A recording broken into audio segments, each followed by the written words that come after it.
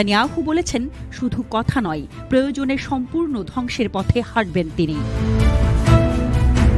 ইরানের পারমাণবিক সক্ষমতা রোধে ইরানের সম্পূর্ণ পারমাণবিক অবকাঠামো ধ্বংসের দাবি জানিয়েছেন ইসরায়েলের প্রধানমন্ত্রী বেনিয়ামিন নেতানিয়াহু। জেরুজালেমে এক সম্মেলনে তিনি বলেন, ইরানকে ইউরেনিয়াম সমৃদ্ধকরণের অধিকার থেকেও বঞ্চিত করতে হবে।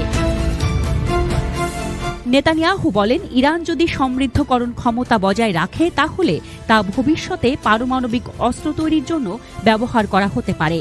সঠিক চুক্তি হলো এমন একটি চুক্তি যা ইরানের পারমাণবিক কর্মসূচি সম্পূর্ণরূপে বিলুপ্ত করবে। সম্প্রতি ওমানে যুক্তরাষ্ট্র ও ইরানের মধ্যে তৃতীয় দফার পরোক্ষ আলোচনা শেষ হয়েছে।